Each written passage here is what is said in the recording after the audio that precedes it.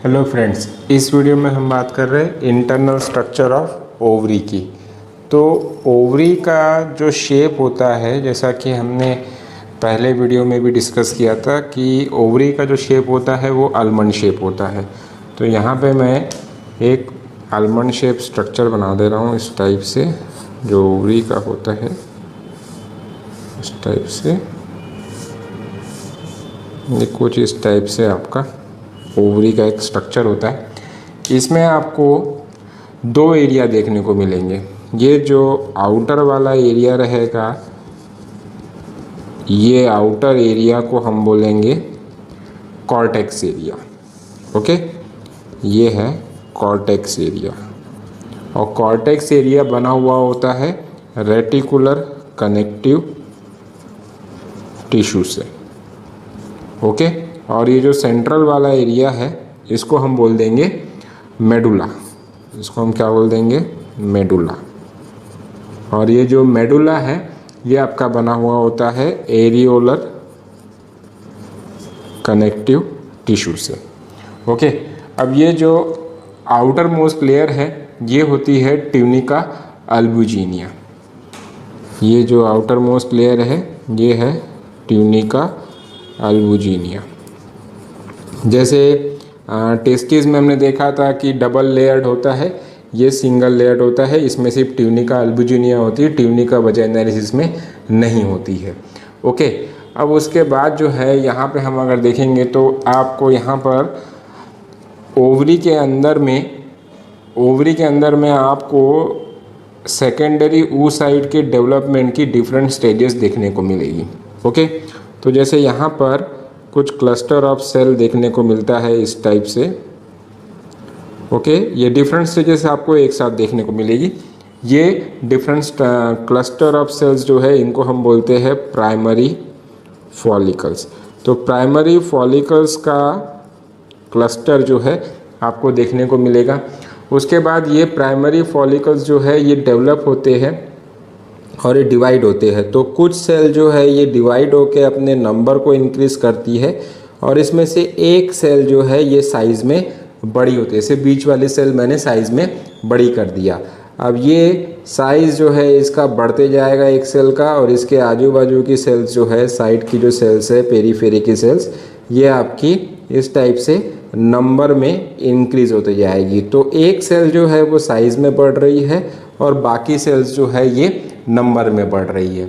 इसके बाद ये डेवलप होते होते जो ये बीच वाली सेल्स है, बीच वाली सेल जो है उसको हम बोलेंगे सेकेंडरी oocyte बनता है ये।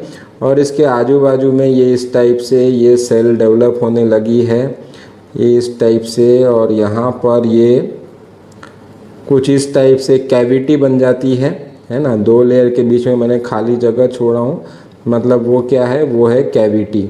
ओके, तो ये इस टाइप से यहाँ पे बन रहा है। और ये जो स्ट्रक्चर बनेगा इसको हम बोलते हैं ग्राफियन फॉलिकल। तो प्राइमरी फॉलिकल्स जो है डेवलप होकर क्या बनाएंगे, वो बनाएंगे ग्राफियन फॉलिकल को। ओके, ये है ग्राफियन फॉलिकल। ग्राफियन फॉलिकल के अंदर में ये जो बड़ी वाली सेल है, it is nothing but it is the secondary oocyte। Secondary oocyte ही जो है ये बाद में जाकर एग में कन्वर्ट होने वाला है। ओके, अब ये सेकेंडरी ग्राफियन फॉलिकल्स में जो सेकेंडरी oocyte है, ये सेकेंडरी oocyte रिलीज होता है ना। मतलब ये ग्राफियन फॉलिकल रप्चर होता है तो इसमें से सेकेंडरी oocyte जो है वो रिलीज़ होगा, और सेकेंडरी oocyte रिलीज़ होने के बाद जो स्ट्रक्चर बच जाएगा उसको हम बोलेंगे कॉर्पस हीमोरेजियम। तो ये जो सेकेंडरी oocyte इसमें से रिलीज़ हो गया ग्राफियन फॉलिकल्स में से, जब ये रप्चर होगा और उसके बाद ये इस टाइप से एक फॉलिकुलर सेल्स का मास बचेगा, इस मास को हम बोलते हैं कॉर्पस हीमोरेजियम। अब ये कॉर्पस हीमोरेजियम इसको क्यों बोल रहे हैं, क्योंकि यहाँ पे क्या होता है कि आपका हीमोरेजियम, ये ग्राफियन फॉलिकल जब रप्चर होता है तब थोड़ी सी ब्लीडिंग होती है, और ये ब्लीडिंग ये स्ट्रक्चर में देखने को मिलती है, इसीलिए इसका नाम है कॉर्पस हीमोरेजियम। और कॉर्पस का मतलब होता है बॉडी। ओके, अब उसके बाद ये जो कॉर्पस हीमोरेजियम है ये बाद में कन्वर्ट हो जाता है, ये आगे जाकर कन्वर्ट हो जाएगा एक फॉलिकुलर सेल्स के स्टेबल मास में, जिसको हम बोलेंगे कॉर्पस ल्यूटियम। इसको हम बोलेंगे कॉर्पस ल्यूटियम। और कॉर्पस ल्यूटियम एक इम्पॉर्टेंट स्ट्रक्चर है क्योंकि ये बिहेव करता है as a temporary endocrine gland के जैसा। ओके, ये एंडोक्राइन ग्लैंड है, इसका मतलब ये कुछ ना कुछ सिक्रेट कर रहा होगा। तो ये क्या सिक्रेट करता है? ये सिक्रेट करता है प्रोजेस्टेरॉन। ये प्रोजेस्टेरॉन बनाता है। और अगर मान लीजिए कि ये सेकेंडरी oocyte जो रिलीज हुआ है, ये क्या है? ये है आपका secondary oocyte। Okay, secondary oocyte अगर एग के साथ में फर्टिलाइज हो गया तो ये कॉर्पस ल्यूटियम का स्ट्रक्चर जो है ये सस्टेन रहता है और प्रोजेस्टेरॉन बनना शुरू रहता है। लेकिन अगर मान लीजिए कि फर्टिलाइजेशन नहीं होता, मतलब सेकेंडरी oocyte जो है स्पर्म के कांटेक्ट में नहीं आता, तो ये कॉर्पस ल्यूटियम जो है ये डीजनरेट होना शुरू होता है। इस टाइप से डीजनरेट होना शुरू होता है और ये जो स्ट्रक्चर बनता है इसको हम बोलते हैं कॉर्पस अल्बिकेंस। तो आपको ये बात ध्यान में रखनी है कि कॉर्पस अल्बिकेंस कब बनेगा? जब फर्टिलाइजेशन नहीं होगा सेकेंडरी oocyte के साथ। अगर सेकेंडरी oocyte के साथ में फर्टिलाइजेशन हो गया तो ये कॉर्पस ल्यूटियम कॉर्पस अल्बिकेंस में कन्वर्ट नहीं होगा और ये प्रोजेस्टेरॉन बनाना कंटिन्यू करेगा। तो इस टाइप से ये आपका इंटरनल स्ट्रक्चर ऑफ ओवरी है। अब इसमें जो इम्पॉर्टेंट स्ट्रक्चर है वो है आपका ये ग्राफियन फॉलिकल। इस ग्राफियन फॉलिकल के स्ट्रक्चर को हमको डिटेल में देखना बहुत ज़रूरी है, तभी हम ओवरी के स्ट्रक्चर को कंप्लीट कर पाएंगे। तो हम अब देख रहे हैं ग्राफियन फॉलिकल को। तो जो ग्राफियन फॉलिकल होता है ये आपका और कुछ नहीं, ये सिंपली प्राइमरी फॉलिकल्स के डेवलपमेंट की वजह से जो स्ट्रक्चर बना है जिसके अंदर में सेकेंडरी oocyte होता है।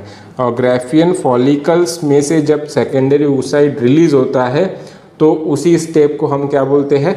ओवुलेशन बोलते हैं। यहाँ पर मैं आपको नोट करा देता हूँ इस पेज पर कि ये वाली जो स्टेप है, जो ग्राफियन फॉलिकल्स में से सेकेंडरी oocyte रिलीज हुआ है, इस स्टेप को हम क्या बोलेंगे? इस स्टेप को हम बोलेंगे ओवुलेशन। इसको हम बोलते हैं ओवुलेशन।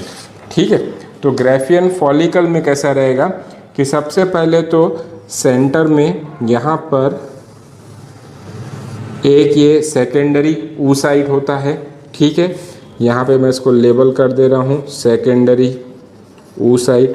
सेकेंडरी oocyte के आसपास में कुछ सेल्स होती है, क्लस्टर ऑफ सेल, ये सी सेल की लेयर होती है। ठीक है, ये इस टाइप से आप इसको ड्रॉ कर सकते हैं। ओके, ये इस टाइप से ये ड्रॉ हो रही है ये। और ये जो लेयर बनी है इसको हम बोलते हैं, ये जो लेयर है इसको हम बोलते हैं डिस्कस प्रोलीजेरस। सेकेंडरी oocyte के बाहर में कौन सी लेयर है? डिस्कस प्रोलीजेरस। ठीक है, डिस्कस प्रोलीजेरस। उसके बाद जो है यहाँ पर आपको एक खाली जगह, मतलब कि एम्प्टी स्पेस होती है। ठीक है, एम्प्टी स्पेस जो होती है, एम्प्टी स्पेस के बाद में अभी और एक डबल लेयर्ड स्ट्रक्चर प्रेजेंट होता है जो कि पूरे के पूरे सेकेंडरी oocyte को एनवेलप उसके ऊपर बनाए हुए है या रैप किए हुए हैं, आप ये बोल सकते हैं। तो मैंने यहाँ पे डबल लेयर बना रहा हूँ, इस चीज़ को आपको ध्यान में रखना है। ये इस टाइप से, ओके, ये डबल लेयर है। तो इसमें से जो ये अंदर वाली लेयर है और जो बाहर वाली लेयर है, इन दोनों के अलग अलग नाम है। ये जो अंदर वाली है इसको हम बोलते हैं थीका इंटरना, और जो अंदर वाली लेयर है उसको बोलते हैं हम थीका एक्सटर्ना। और ये जो दोनों लेयर है उसको मिला के हम क्या बोल देंगे? ये दोनों लेयर को मिला के हम बोल देंगे मेम्ब्रेना ग्रैनुलोसा।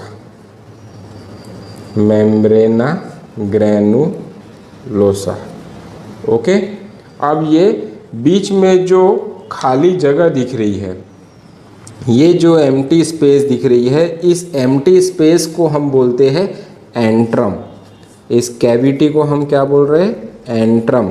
और एंट्रम में एक फ्लूइड प्रेजेंट होता है।